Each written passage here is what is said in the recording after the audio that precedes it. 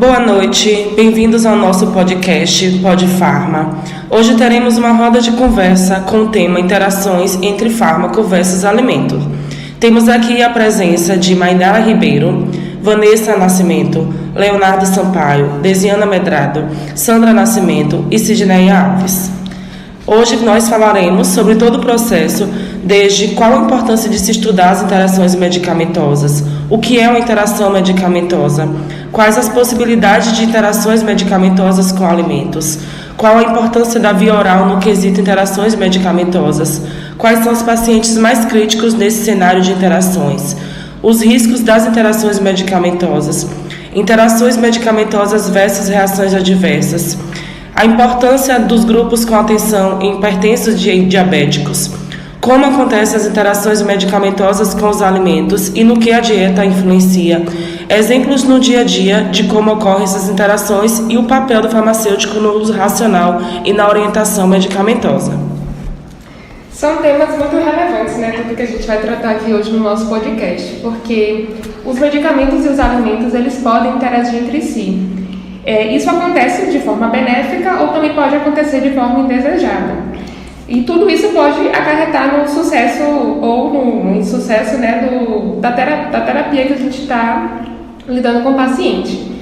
No caso dos benefícios, a interação ela pode facilitar a absorção ou diminuir os efeitos colaterais. Agora, quando a gente fala dos malefícios, a absorção desse medicamento ela pode ser diminuída e isso pode comprometer a sua eficácia. Então, assim, como essas interações elas podem implicar no processo terapêutico e na manutenção do estado nutricional, é muito importante que o médico ele repasse ao paciente essas informações para poder alertar sobre essas associações negativas.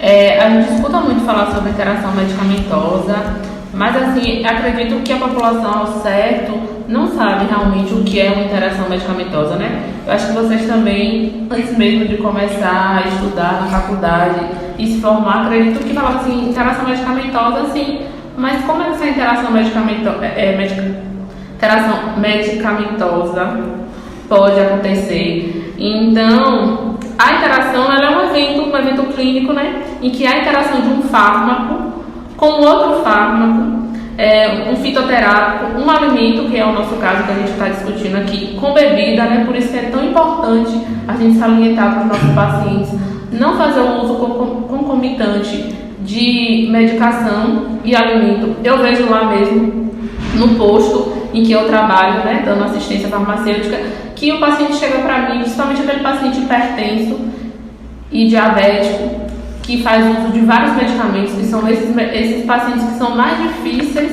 né, de a gente ajudar, dar uma assistência, porque por mais que a gente oriente, eles sempre estão questionando e eles nunca fazem o uso correto do medicamento, principalmente a questão do horário, né? E a gente vê pacientes diabéticos que fazem uso de metformina, geralmente 3 vezes ao dia, que tem que ser pela manhã, tarde e noite, e nesse intervalo não conseguir e ter uma alimentação. Então a alimentação ela vai interferir na absorção desse medicamento, e a gente sabe que a quantidade desse fármaco que vai para o organismo não vai a quantidade necessária que precisa para realizar aquela ação. O Vanessa, e nesse caso aí também, às vezes ele até questiona em relação a não ter a eficácia. Então fala, não, minha pressão, o meu açúcar não está regulado, ainda está alto, acontece isso. Justamente por isso, o que acontece? Muitos desses medicamentos, que são aqueles medicamentos que a gente toma de 12 em 12 horas ou uma vez ao dia, então ele tem aquele tempo de meia-vida ali, né? Então, à medida que vai passando o tempo, vai tirando o efeito. E aí, o que acontece? Muitos pacientes falam assim, eu já tomei meu remédio de pressão, agora eu posso tomar uma, né? Geralmente eles falam isso. Verdade. E aí o que acontece? A bebida, ela acaba influenciando na absorção, né? Porque a gente sabe que muitos dos medicamentos, eles são absorvidos no trato gastrointestinal e ali vai interagindo com a bebida, com a medicação, que muitas vezes eles não só bebem, como também se alimentam. E aí chega na emergência, muitas vezes, com pico de pressão, né, com pico de hiperglicemia ou hipo, né, mas por quê? E aí muitas vezes eles falam, mas eu estou tomando o medicamento certo, eu tomei o medicamento hoje, mas aí quando vai ver, teve a interação medicamentosa. E uma questão muito importante que eu tenho observado também é a questão dos fitoterápicos, né? principalmente para esse público idoso que é hipertenso e diabético. Muitas vezes eles não querem fazer uso dos medicamentos como metformina, glibenclamida. E aí o que eles fazem? Eu vou tomar um chazinho, né? É assim mesmo, verdade. Vou tomar um chazinho de pata de vaca. É bem assim. E aí o que acontece? Quer substituir o bendito do chazinho pelo medicamento. E aí, ou muitas vezes toma os dois. E acaba que um interage com o outro. E a gente tem, né, muitas vezes, o que vem acontecendo. Às vezes a emergência cheia de pacientes que não tem necessidade. Por quê? Porque não está tendo a orientação que deveria ter. Então, por isso que eu sempre falo que é importante a presença do farmacêutico em qualquer ambiente de saúde, independente se ele seja de alta ou de baixa complexidade. Bom, queria falar que existem também inúmeras possibilidades de interações medicamentosas entre fármacos e alimentos. E muitas delas, infelizmente, são ignoradas por profissionais de saúde ou até mesmo pelo paciente que não entende que nosso destino pode ocorrer essas interações. A interação de um fármaco com um medicamento, por exemplo, pode ser benéfica ao indivíduo, como, por exemplo, uma diminuição na irritação na mucosa gastrointestinal. Quando você toma um anti-inflamatório, o recomendado para você tomar de barriga de estômago cheio, por exemplo. Outro exemplo é manter concentrações plasmáticas do fármaco no organismo, ou até mesmo para aumentar propositalmente a absorção no organismo. Quando você tem, por exemplo, a levotiroxina, que é um medicamento para tireoide, que é recomendado se tomar com o estômago vazio. Porém, alguns devem ser acompanhados, não é recomendado, né? Pois o aumento dessa biodisponibilidade pode acarretar em efeitos tóxicos graves. Assim como existem fatores positivos da administração de bons alimentos, que são muitos, há também fatores que podem trazer desvantagens, já que interferem na resposta farmacológica e na manutenção do estado nutricional do paciente. Léo, sabe o que eu tenho observado nessa questão aí que você falou sobre a questão da intoxicação, que o medicamento acaba não mais trazendo tanto efeito esperado porque ele interage com a medicação? Pacientes que têm Parkinson, por exemplo, meu pai ele é portador de Parkinson e ele faz uso de 3 medicações para Parkinson. Ele faz uso da levodopa, né, e a levodopa ele é um profármaco, porque na verdade o que a gente vai utilizar é a dopamina, né, que a levodopa ela vai se transformar em dopamina, e ele usa peropa e ele usa o Epsom. E aí o que acontece no caso do meu pai? Todos esses medicamentos eles têm que ser administrados 1 hora antes ou 1 hora após as refeições. Por quê? Porque ela acaba interagindo com proteínas. Então a gente sabe que essas proteínas elas meio que vão competir pela absorção, né? Ali competir naquela membrana ali para absorção daquele fármaco. E aí o que é que tem? Foi o que a gente observou lá em casa, justamente porque meu pai ele tem uma adesão muito difícil com a medicação. Então ele não tinha aquela paciência, né, para poder esperar, porque acabou de uma certa forma mudando muito a rotina dele. E não só acontece com ele, né, que é idoso, que idoso já é difícil a gente ter essa questão de estar orientando sobre a medicação, mas também porque acaba mudando. Então o ideal é que os médicos, né, fizessem uma posologia legal para não interferir tanto no dia a dia desses pacientes. Só que a gente sabe que isso não acontece, né? Muitas vezes não tem tanta essa preocupação aí, por isso que entra nós farmacêuticos, né? Para a gente orientar de forma correta. Então, por isso que eu falo sempre que é importante a gente, enquanto farmacêuticos assistenciais, então a gente tem um papel muito importante com esse público, não só com hipertensos diabéticos, mas gestantes, né? Que muitas vezes questão hormonal também pode vir influenciar algum medicamento, pode potencializar ou não. Eu vejo sobre a questão mesmo da dipirona, né? Eu observo que tem muitas gestantes que elas ficam preocupadas sobre a questão se pode usar dipirona ou não, né? Acho que você já deve ter visto falar assim, dipirona vai abortar. E aí o que acontece? Não, a dipirona, ela não vai abortar, ela não tem essa capacidade de causar o aborto. O que é que a gente orienta, no caso da gestante, ela usar no 3º trimestre, por causa da questão, porque a dipirona, né, ela é mais Então, ela vai interferir na produção de prostaglandinas. E as prostaglandinas, elas estão responsáveis pela maturação do fígado e do feto, do fígado e dos rins do bebê. Então, a gente pode ter um retardo nesses órgãos justamente por essa questão. Só completando aqui, você pode até observar um desses casos do seu pai, que um dos principais impactos é a redução da biodisponibilidade, resultando em falhas terapêuticas, como o atraso do esvaziamento gástrico, a interação físico-química com o fármaco, um aumento do fluxo sanguíneo, uma alteração do fluxo biliar, dentre outros. E ele foi bem perceptível mesmo, que quando assim ele fazia o uso certinho, né? Esperava o tempo certinho da alimentação, a gente viu assim que ele respondia bem ao medicamento, mas quando ele meio que burlava lá os horários para tomar o medicamento, a gente sentia que o medicamento já não respondia da mesma forma que deveria responder. E também a grande maioria desses medicamentos, né, eles são administrados por via oral, o que pode ser um facilitador para que ocorra a interação com o alimento, e a sua absorção pode sofrer pela presença de alimento no estômago, né? Assim, a secreção ácida ou biliar gastrointestinal pode também influenciar o potencial de interação, já que estão ligadas à solubilidade e à biodisponibilidade dos nutrientes de fármacos. As interações entre medicamentos e alimentos são críticas em casos de pacientes suscetíveis, como idosos, crianças e pacientes hospitalizados, com ênfase para aqueles que fazem uso de medicamentos de baixo índice terapêutico ou que necessitem de ajuste posológico pelo fato de qualquer mudança na farmacocinética e farmacodinâmica. Isso pode gerar grande interferência no tratamento, até mesmo pela questão de que muitos desses pacientes eles têm que ter um ajuste posológico devido ao funcionamento renal e o funcionamento hepático. Então isso tem que ser verificado para saber o ajuste certinho desses pacientes, para saber se precisa diminuir ou se precisa estar aumentando a dose, para que a gente tenha uma quantidade correta que está chegando na circulação. Nesse contexto, os pacientes idosos ganham destaque devido à maior predisposição desses indivíduos para o desenvolvimento de doenças crônicas, bem como aquelas sequelas adquiridas com o avanço da idade. Sendo assim, esse grupo chega a consumir 3 vezes mais medicação do que os pacientes jovens.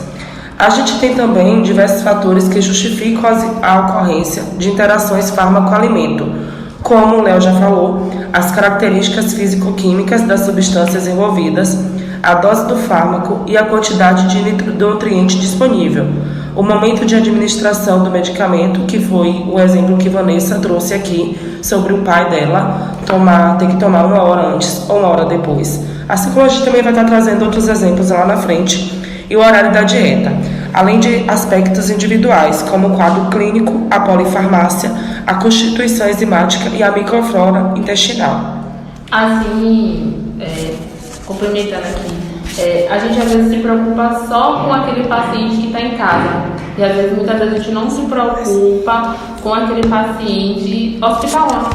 E assim, a gente pode fazer um trabalho conjunto entre o farmacêutico, a enfermagem e a nutrição, né?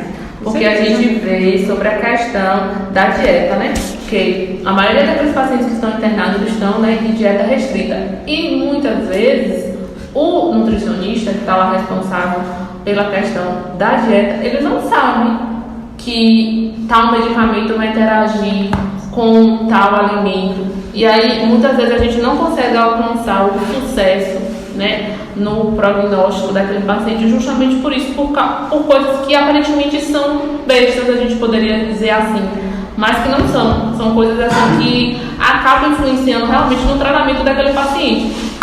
Então, assim, é um trabalho que a gente poderia fazer, né, conjunto, e assim, para até ver a questão certinha do horário da questão das dietas, justamente para a gente ter um prognóstico melhor. E se tem um trabalho conjunto, multidisciplinar, e chega a um resultado esperado, a gente acaba de qualquer forma, né, fazendo com que o SUS gaste até menos dinheiro, porque se aquele paciente fica ali menos tempo, menos gasto. Então nunca a gente poderia pensar assim, né? Pô, interação medicamentosa pode eu não favorecer a interação medicamentosa, lá na frente eu posso não ter um gasto desnecessário em uma instituição de saúde. É porque tudo isso, na verdade, vai vir a ter uma adesão terapêutica do paciente. Se o paciente está tomando medicamentos que ele vai enjoar, que ele vai se sentir tonto, ou que vai acontecer qualquer outro efeito, ele vai deixar de tomar. Então vai diminuir a adesão terapêutica dele. Ele acha até que não está fazendo efeito, né? Ou que é o medicamento sozinho que está fazendo mal. Verdade. Mas a gente tem aquelas interações que a gente quer, que são as interações benéficas. Porque muitas vezes o próprio médico, ou com a orientação do farmacêutico, já vai passar aquele medicamento para que favoreça a sua... favorece mesmo o efeito aumente a sua absorção. Eu absorção. dei um medicamento uma vez, né? Eu fiz uso de Rocutan, que é um medicamento para espinha, e a orientação era que eu fizesse o uso do medicamento logo após eu me alimentar, porque o alimento, no caso desse medicamento, ia favorecer a absorção. Então a gente vê que essa questão do alimento com o medicamento acaba sendo uma via de mão dupla, né? Uma hora ele não vai beneficiar e outra hora vai beneficiar. Então, a gente tem que ficar atento para saber quais são as medicações que vão interagir, né? Que tem essa interação medicamentosa, para a gente poder passar para o nosso paciente, para o nosso cliente, de forma que segura. Falar, seu José, o senhor vai fazer o uso desse medicamento, mas o senhor não pode se alimentar durante tanto e tanto minuto. Ou não, dona Maria, assim, não tem problema nenhum a senhora fazer o uso desse medicamento e tomar seu cafezinho e comer seu biscoito. Então, a gente tem que ter, né, essa segurança na hora de orientar nossos pacientes justamente por essa questão, porque a adesão terapêutica é muito difícil. E não é só questão só do idoso, não. Até entre nós jovens, a gente vê que, né, a gente acaba sendo um relato para a adesão terapêutica. E às vezes a gente não consegue alcançar o que a gente quer e fala, o medicamento não está fazendo efeito, eu gastei meu dinheiro, não era o que eu esperava, mas era porque justamente por isso. Mas sempre escutei desde criança que para tomar um medicamento tinha que estar de barriga cheia. Sim, Estar alimentado. Porque dizia que fazia mal, né? Se você tomar esse medicamento muito forte, então Principalmente precisa de dinheiro para poder não passar Só mal. que a gente vê que nem todos os casos são assim. Tem medicamentos que é melhor a gente tomar de barriga vazia, que é uma maior absorção no caso. Pegando o gancho aqui do que Cid falou, da questão de quando a gente toma um medicamento que ele tem algumas vezes reações adversas, muitas vezes os pacientes eles acabam confundindo com algumas doenças, porque surgem alguns sintomas inespecíficos que comprometem o estado de saúde do paciente. Então, a gente precisa ressaltar que os riscos para o surgimento da interação medicamentosa, eles estão sujeitos e são diretamente proporcionais ao número de fármacos que o paciente está usando. É como a Vanessa falou, tem pacientes que usam muitos medicamentos e isso tudo vai, no caso, pela polifarmácia aqui, pela quantidade de medicamentos, muitas vezes eles podem interagir, tem a questão dos alimentos e tudo isso pode trazer malefícios ao paciente e ele não Desconhecer, não saber que aquilo ali é por causa de alguma interação que aconteceu e aí é aquela coisa. O paciente acaba deixando o tratamento no meio do caminho por falta de conhecimento. Né? Principalmente medicamento. Ninguém nunca vai imaginar assim, algo que eu como que vai me nutrir, vai interagir com o medicamento e vai acabar, né, me trazendo prejuízos. Também tem várias consequências que podem ser tomadas para a interação medicamentosa, como a gente viu aqui até agora, que seja para o bem ou seja para o mal. Porém, como a Maynara estava falando aqui agora da polifarmácia, no caso da utilização de polimedicamentos, que é quando a pessoa utiliza mais de 5 medicamentos em um único dia, acontece com uma certa frequência as reações adversas, que nada mais seria do que qualquer resposta que prejudique, ou seja, de forma indesejada, e sem intenção que ocorre com medicamentos em doses que geralmente são usadas no ser humano para algum tipo de diagnóstico, no tratamento de alguma doença ou modificações de funções fisiológicas, onde até essas reações podem ser confundidas com até outras patologias, onde é sempre bom ter alguma orientação e sempre verificar cada sintoma do paciente, ainda mais se o mesmo estiver tomando uma quantidade alta de medicamentos, que é no caso dos idosos, que geralmente são um dos grupos que mais tomam medicamentos. Onde então, geralmente surge também a necessidade de implantar políticas públicas em saúde voltadas para o gerenciamento dos riscos eminentes ocasionados pelo múltiplo uso de medicamentos. Os medicamentos mais associados à ocorrência de efeitos perigosos, como situação significativamente alterada, são aqueles com baixo índice terapêutico. Exemplo da digoxona, fenitoína, carbamazepina, aminoglicosídeos, varfarina, teofilina, lítio e ciclosporina, e os que requerem controle de cuidado de dose, por exemplo, os anticoagulantes, antihipertensivos ou antidiabéticos. Além de serem usados cronicamente, muitos deles são biotransformados pelo sistema enzimático do fígado. E lembrando também, né, que hipertensos e diabéticos são um grupo que a gente tem que ter uma maior atenção. Por quê?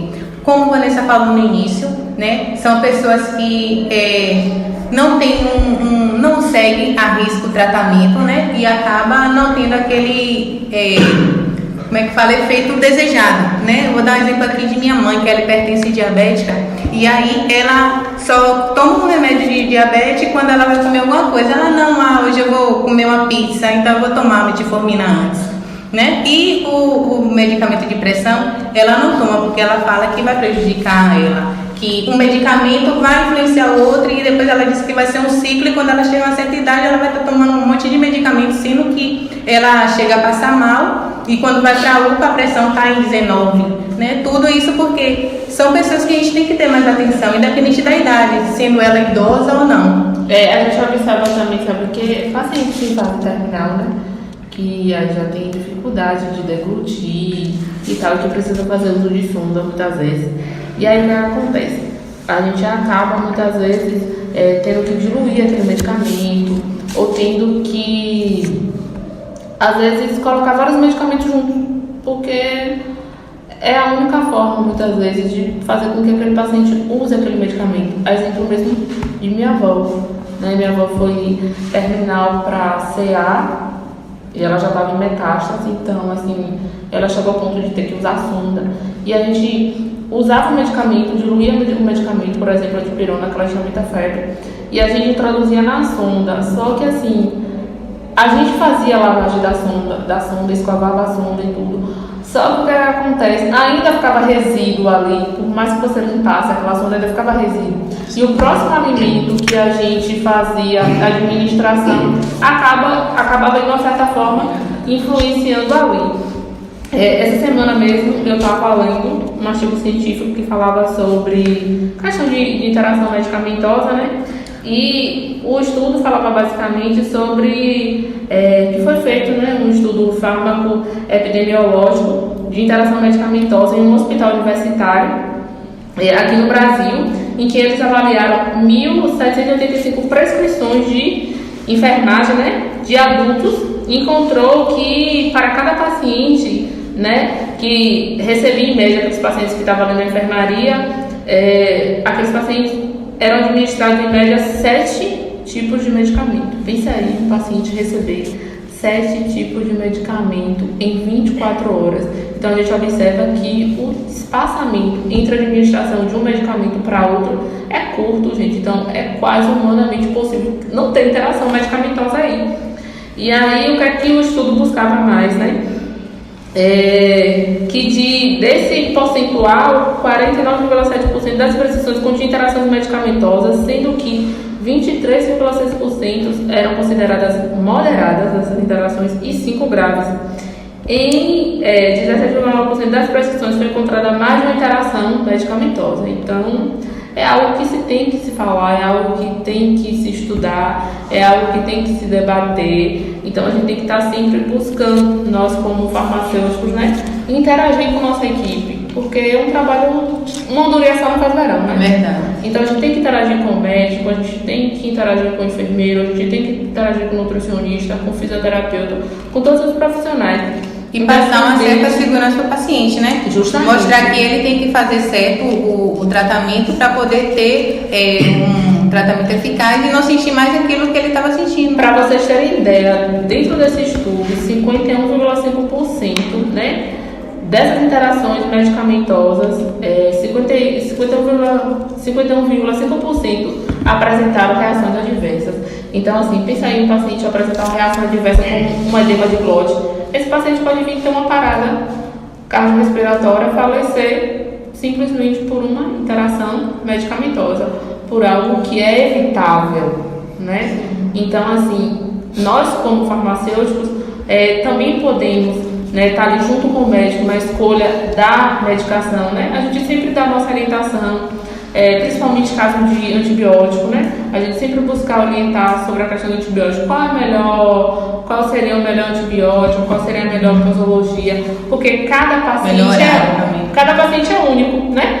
Às vezes a gente quer fazer como se fosse uma receita de bolo para todo mundo, mas cada pessoa vai agir de uma forma, cada organismo, né, vai se comportar de um jeito. É como a Vanessa falou, é a questão da gente ter ali aquela sintonia entre médico, farmacêutico, paciente, a equipe de enfermagem, porque tem medicamentos também que às vezes a forma que é administrado, então é todo como eu posso dizer, toda uma dança ali entre todas aquelas áreas de medicina, enfermagem, a farmácia, para poder que o paciente tenha um tratamento realmente eficaz. E ainda dentro do que a Vanessa falou, tem a questão de que tem aqueles pacientes que nunca relatam aquela interação que está ocorrendo. Na verdade, eles nem sabem identificar. Isso, existe hoje muito caso que não é conhecido, existem os casos que são subnotificados e que a gente sabe que os dados que a gente tem não é 100% aquilo que está ocorrendo. Quer ver, gente, um público que eu acho que é bem negligenciado, são os pacientes psiquiátricos.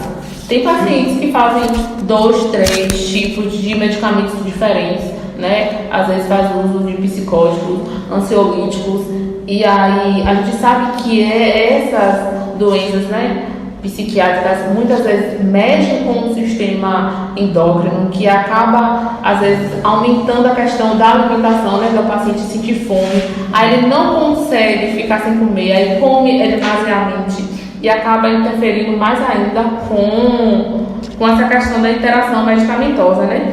E assim, nesse mesmo estudo que eu estava comentando com vocês, avaliou que 22% das prescrições psiquiátricas apresentavam interação medicamentosa. Então, por isso que às vezes a gente não vê o sucesso daquele medicamento, né? O paciente às vezes usa um medicamento tão potente, 2, 3 medicamentos, e você fala assim, pô, fulano não melhorou nada. Mas por quê? Porque não está fazendo a terapêutica de uma forma correta. Aí quando vai ver interação medicamentosa com o alimento, até mesmo com outro fármaco ou com outras substâncias. Muitos desses pacientes também, muitos deles são alcoólatras, são dependentes químicos, então tudo isso acaba, né, influenciando. Para ficar um pouquinho mais claro de tudo isso que a gente falou, a gente vai abordar uns exemplos para falar sobre como acontecem essas interações medicamentosas. Hoje, as interações medicamentosas entre fármacos e alimentos que mais acontecem são aquelas que afetam a taxa de absorção dos fármacos, principalmente com a presença de proteínas, gorduras e fibras provenientes da alimentação. Os aminoácidos da dieta rica em proteínas podem inibir a absorção de fármacos. Exemplo, fármacos antiparkinsonianos, como a levodopa, que foi aquele exemplo que Vanessa já trouxe no início. Ele tem sua absorção prejudicada na presença do excesso de proteínas, porque as duas substâncias competem entre si para serem quebradas e assimiladas no organismo, fazendo com que logo antes do horário da medicação, o paciente tenha a sensação de que o medicamento já está ficando fraco. Ou seja, por isso que surge aquela orientação dele tomar 1 hora antes da alimentação ou 1 hora depois, para que esse medicamento consiga alcançar o efeito desejado. Assim também, como o consumo de fibras pode reduzir a absorção de fármacos. Um grande exemplo é a digoxina, onde na própria bula já é relatado que o consumo após as refeições retarda a taxa de absorção, principalmente quando é fibras. Então, assim, se o paciente ele já tem aquela absorção diminuída e por conta da refeição, ele já é um paciente que ele teria que ter um ajuste posológico Então esse paciente ele não vai conseguir alcançar aquilo que de fato ele deveria alcançar, que é o efeito desejado. Aí ele vai estar precisando de mais fármaco antes do tempo. Pode ocorrer também interações onde a absorção de fármacos pode ser aumentada, como é o caso das refeições hiperlipídicas, que podem acabar acarretando riscos ao paciente ou sendo solicitada pelo prescritor, para que de fato o medicamento ele tenha uma ação maior. Porém, isso tem que ter um acompanhamento certinho para não trazer risco ao paciente. Pacientes que tomam carbamazepina não devem beber suco de laranja e nem de toranja e nem comer essa fruta, pois a mesma pode aumentar o efeito. Muitos estudos revelam uma notável capacidade de promover forte inibição do sistema enzimático citocromo P450-34A no intestino delgado. Então, nisso tudo a gente vê a importância do acompanhamento farmacêutico e do médico para que juntos eles trabalhem e o paciente não venha a sofrer nenhuma interação de forma grave, tendo um efeito indesejado. E uma coisa, gente, muito importante. Vocês sabiam que o pH, ele pode, o pH dos alimentos, ele pode interagir com o fármaco, o que é o chamado de reações químicas por complexação ou precipitação. No caso, a depender do pH, sendo ele ácido ou básico, ele pode acabar acelerando a excreção do fármaco. Porque nesse caso, Mai, ele acaba favorecendo maior absorção. Porque a gente vê que ambientes com pH, né, baixo, menor pH, que é o pH ácido, acaba que tem uma maior absorção. Por isso que alguns medicamentos eles acabam sendo melhor absorvidos no estômago do que em outros locais, justamente por essa questão. Então, se a gente altera tanto esse pH, então claro que ele vai ser excretado logo, né?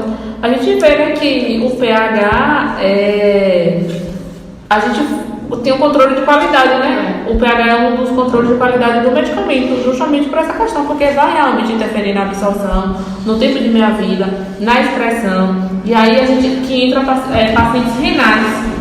Pensa aí, você com um paciente renal que já faz uso de vários medicamentos e aí, por causa do pH de um alimento, favorecer mais ainda a excreção desse medicamento que não precisaria estar sendo excretado tão rapidamente, forçando mais ainda o rim, prejudicando mais ainda a função renal.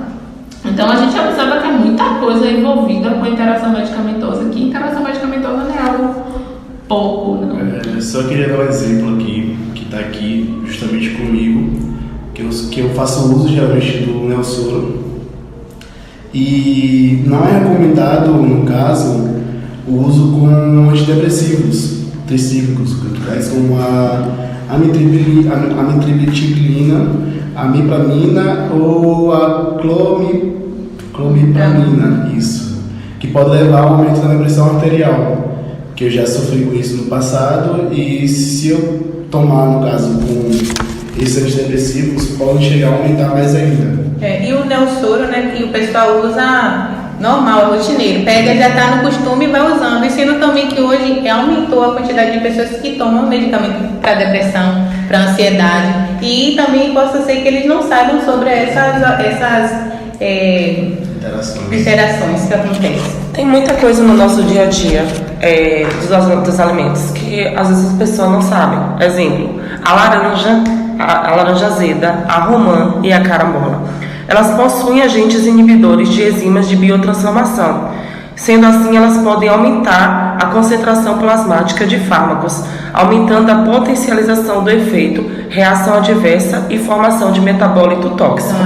A gente sabe que o metabólito ele pode ser muito mais tóxico do que o próprio fármaco. Então, essas frutas elas têm aquela capacidade de aumentar tudo isso. Então, se o paciente ele já está tomando uma dose máxima e ele come essas frutas concomitante com esses medicamentos, ele vai ter esse efeito aumentado, e isso pode ser bem perigoso. E sem contar que tem gente que tá com garganta, alguma coisa assim, e fala, não, vamos tomar romã, fazer um chazinho, gargarejar, né? E aí não sabe que isso pode ter interação também. Exatamente. Vocês querem ver outra interação? É o caso do clonazepam, que mais uma vez vai aparecer o suco de toranja, como o Cid já citou ele aqui, que o uso conjunto, no caso do clonazepam com o suco de toranja, vai diminuir a atividade do citocromo P450, 3A4, e vai contribuir para o aumento das concentrações plasmáticas do fármaco.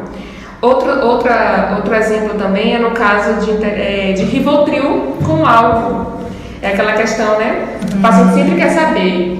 Eu posso beber, principalmente quando chega na sexta-feira ali, aquele sextou, o paciente quer tomar aquela cervejinha, aí você fala, não pode beber. Aí o paciente às vezes não o que mais medicamento agora na pandemia, né? Prefere não tomar medicamento. Isso.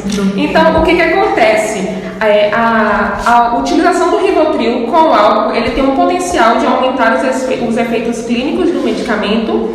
E isso aí pode incluir sedação grave, depressão cardiovascular e até depressão do sistema respiratório. E como eu falei, né, esses antidepressivos o pessoal está tomando hoje em dia, é rotina. Todo mundo toma, um Rivotrilzinho, então... Tem gente que até se orgulha, fala assim, tô tomando Rivotril, como se isso fosse uma coisa que, meu Deus, nossa. Já banalizou, gente, já banalizou. E a gente observa que hoje o paciente ele chega pro médico e ele já diz o que ele quer tomar. É verdade. Eu quero tomar bezetacil, eu quero meu Rivotril porque sem ele eu não durmo. E assim, as pessoas querem tratar as doenças com os medicamentos errados, né? Porque eu vejo gente mesmo lá que chega falando que quer tratar a dor de coluna com bezetacil. É complicado. E aí você tirar isso na mente daquela pessoa, principalmente daquele paciente, se ele for idoso, você vai gastar seus 5 anos de faculdade e não vai conseguir. Outro exemplo é a espironolactona, que é um medicamento utilizado para pressão. E a administração dela com o alimento aumenta a biodisponibilidade. E por aumentar a absorção, e também ela pode diminuir o efeito de primeira passagem. O que é que acontece? A gente sabe que todo fármaco, ele tem, quando ele é tomado por via oral, ele sofre o efeito de primeira passagem, que passa pelo fígado, e uma parte ele é retida. E se você toma 500 mg de paracetamol, por exemplo, não é 500 mg que vai chegar à sua corrente sanguínea e vai fazer efeito. É aproximadamente 120 mg. Cada medicamento ele tem a quantidade que vai chegar. E, por exemplo, se o paciente está tomando ali 50 mg de espironolactona para chegar a 10 mg na corrente sanguínea, e ele toma a espiro junto com o alimento, ele vai ter aumentado, porque ele vai diminuir o efeito de primeira passagem. Então, por diminuir esse efeito de primeira passagem, vai chegar mais medicamento na corrente sanguínea. Então, essa é uma interação perigosa para tratamento de hipertensão arterial. Por isso, a recomendação é não tomar junto com alimentos a espironolactona. Outro exemplo é a metoclopramida, que também não pode ter uso simultâneo com álcool, porque ele vai aumentar os efeitos do depressor do sistema nervoso central. E, nesse caso, tem uma recomendação específica, que é recomendado que que ele seja ingerido meia hora antes das refeições ou na hora de dormir. E, no caso de pacientes diabéticos, é necessário ainda ter o monitoramento da glicemia do paciente. Lembrando, mas você que tem muitos amigos aí que bebem, né? É bom você saber isso aí, para você ir passando conhecimento, para o pessoal ficar ligado. Com certeza. O metronidazol é outro medicamento que é muito utilizado hoje em dia. E os alimentos, quando você toma o metronidazol, ele pode diminuir o pico de concentração desse medicamento. O atraso no tempo para atingir o pico de concentração não vai afetar em si na extensão da absorção. Porém, não é recomendado o uso simultâneo com álcool, porque pode produzir o acúmulo de acetaldeído por interferência com a oxidação do álcool, e assim originar o efeito antabuse do medicamento, que é perigoso de qualquer forma para o paciente. Então, nem é recomendado ali ele tomar com alimentos para não atrasar o efeito, e com álcool também não. Então, Cid, vamos a mais um exemplo, né? Quer ver outro? Morfloxacino. O morfloxacino, ele não interage com alimentos, produtos lácteos e ranitidina, que no caso não vão alterar a farmacocinética desse medicamento. Porém, no caso de antiácidos, minerais ou polivitamínicos, pode afetar essa absorção. Então, assim, antiácidos, antirretrovirais e produtos que contenham alumínio, magnésio e ferro, eles deverão ser administrados ou 4 horas antes ou 2 horas após a ingestão do norfloxacino. Tem um medicamento, Mike, que também é muito utilizado por todo brasileiro. Quem nunca tomou Dorflex na vida? O Dorflex, ele tem uma questão que muita gente não sabe, mas ele pode, inclusive, alterar ali na questão da absorção do seu ferro. E a gente sabe que hoje existe anemia ferropriva, que muita gente também já teve ou vai ter ainda. Então, o uso concomitante de álcool, ele gera um aumento da biotransformação hepática do fármaco. A atividade terapêutica é deteriorada. E nesse cenário, a absorção de ferro pode decrescer devido à formação de complexos menos solúveis e insolúveis. Então, assim, os efeitos com álcool são potencializados do Dorflex, mas o ferro, ele pode diminuir bastante. Aí a pessoa está com dor de cabeça, a pessoa toma um Dorflex aqui. Aí nesse Dorflex a pessoa em seguida vai beber. Aí depois a pessoa está com anemia e não entende o porquê. Então, assim, o uso concomitante do Dorflex com álcool, ele vai ter um efeito potencializado. Você vai sentir que a sua dor de cabeça vai passar mais rapidamente, tá correto? Porém, também ele pode gerar esse malefício para você, que é até uma anemia, por uma anemia ferropriva, pela diminuição da absorção do ferro. Vocês querem ver outro medicamento que também é super usado? Qualquer dorzinho o paciente vai lá e usa paracetamol. E a administração do paracetamol com alimentos retarda a absorção do fármaco. E no caso da ingestão crônica e excessiva de álcool, pode aumentar a hepatotoxicidade potencial do paracetamol. Então é aquela coisa, um remédio que a gente utiliza, a população utiliza assim de forma grande. Qualquer dorzinha, eu tô com dor aqui, paracetamol, tô com dor ali, paracetamol. E as pessoas não sabem que a ingestão dos alimentos vai afetar na absorção do fármaco, né? Até dentro disso, Mai, tem um alimento que é a maçã, ou no caso do paracetamol. A maçã, ela tem uma substância que é a pectina, e a pectina, ela pode diminuir a ação de medicamentos de dor, que é no caso do paracetamol ou a dipirona. Aí vocês falaram aí da interação com bebida, né? Tem gente que fala assim, vamos sair, não, vou tomar um dipirona, um paracetamol, né? Aí depois de meia hora, não, já passou a cabeça, então eu posso beber. E vamos lá beber, sem saber depois o que vai acontecer, né? Do efeito colateral que vai ter nisso aí. A gente tem também nesse cenário o propanolol. A ingestão de alimentos, ela reduz o metabolismo do propanolol e aumenta a sua disponibilidade biológica. Recomenda-se monitorar os níveis séricos de glicose, potássio e triglicerídeos dentro desse cenário, porque esses três, eles podem ter uma oscilação aí para esses pacientes que tomam propanolol e fazem a ingestão de alimentos juntos. Então a recomendação é não tomar junto com alimentos para não ter nem a glicose, nem o potássio e nem o triglicérido reduzido ou aumentado. Trazendo mais um exemplo e citando mais uma vez o álcool, é o caso do sulfato ferroso, que o seu uso concomitante com álcool ele pode trazer uma intoxicação. Se em uso prolongado na forma férrica, pode ocorrer o acúmulo hepático. O sulfato ferroso ele não pode ser consumido com ovo, com café, com chá ou com leite. É preciso tomar separadamente por 1 hora antiácidos e quelantes de fosfato.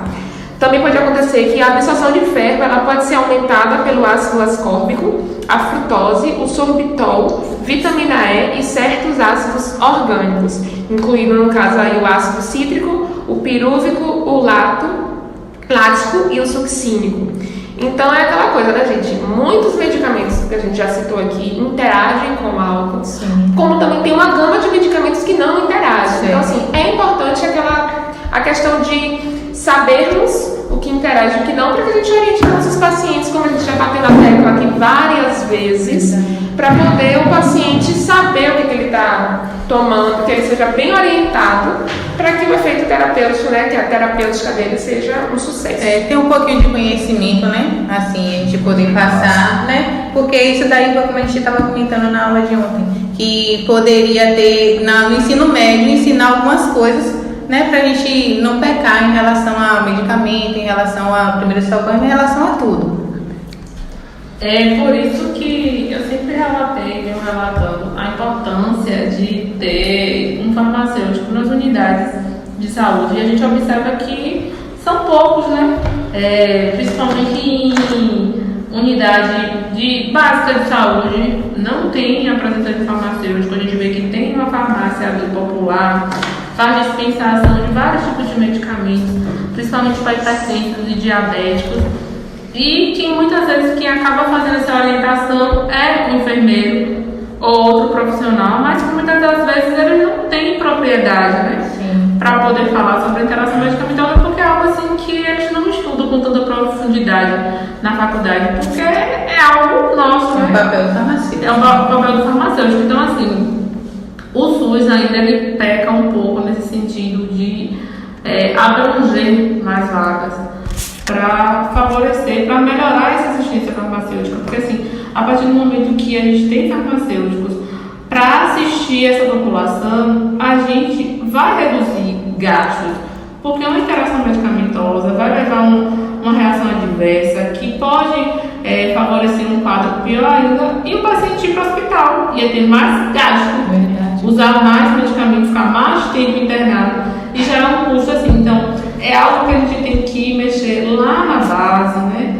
Fazer com que tenha mais área, né? Para a gente trabalhar. Verdade. E a gente poder ajudar a população de uma forma geral. A gente vê que hoje em dia está crescendo bastante os consultórios farmacêuticos, né? Nas drogarias, justamente nesse sentido, porque está faltando farmacêutico assistencial. Muitas vezes o farmacêutico quer ir para a área hospitalar, ele quer ir para a área de análises clínicas, ele está ali na drogaria, mas muitas vezes ele não tem propriedade, não tem segurança para orientar de forma correta o paciente. Às vezes ele fica inseguro, né? Então, assim, a gente tem que buscar mais conhecimento, a gente tem que buscar se instruir, estudar, para a gente poder orientar não só os pacientes, como os nossos colegas de trabalho. E te digo mais, Vanessa, muitas vezes a própria população nem sabe a nossa importância e a importância do farmacêutico. Quantas vezes ali naquele início de curso da graduação da gente, né, a pessoa chega e diz que a gente vai aprender a colocar crédito. Então, assim, são coisas que a gente precisa se enganar, né? Mostrar a nossa importância, o nosso papel ali na vida, mostrar como é importante que o farmacêutico esteja ali no ambiente, seja ele na farmácia, no hospital ou em algum consultório, para poder orientar os pacientes da forma certa que devem ser utilizados, né, os medicamentos. A gente, na verdade, tem que se impor, né? Mostrar sim, com certeza, a nossa importância e para que a gente veio, né? E falar, não, eu tenho propriedade para falar sobre isso, eu tenho segurança, eu tenho estudo e eu tenho certeza do que eu estou falando. E a interação medicamentosa é algo que realmente tem que se olhar com um olhar mais criterioso, porque muita coisa a gente pode evitar. E só para finalizar, as interações medicamentosas continuam sendo um dos problemas mais comuns relacionados à utilização de medicamentos. Então, buscar informações sobre esse problema é essencial para a eficácia de um tratamento farmacológico. E para evitar prejuízos e danos à saúde gerados pelo mau uso de medicamentos, vamos buscar orientações com os profissionais de saúde, com o seu médico, com o farmacêutico, para saber se a substância que você está tomando pode tomar com outra substância ou algo assim. E, no caso, se você perceber que após o uso do remédio, você sentiu um efeito ruim que se manifestou, a providência mais indicada é procurar um atendimento médico. E a outra alternativa é buscar um serviço de farmacovigilância mais próximo da sua residência. Então, na próxima vez que você estiver no consultório médico ou em qualquer estabelecimento de saúde e um profissional lhe perguntar se está fazendo uso de algum medicamento, procure responder o mais detalhadamente possível. E não se esqueça de relatar o uso de chás, pomadas ou até mesmo aquele comprimido habitual para dor de cabeça. Essa é uma das chances de tentar prevenir. Bom, então depois de tudo isso que a gente já falou, de todo o conhecimento, né, que a gente adquiriu e que a gente também passou, porque a gente vai aprendendo um com os outros, eu queria agradecer a presença de todos vocês. Sintam-se convidados para voltar outras vezes aqui no nosso podcast. Aprendi muito, né? O conhecimento aqui foi surreal. Porque assim, a gente compartilha, mas também aprende, né? Com certeza. Bom, então é isso, pessoal. A gente agradece também, né, vocês por estarem nos escutando. Semana que vem a gente volta aí com mais conteúdo para o nosso podcast. Um beijo.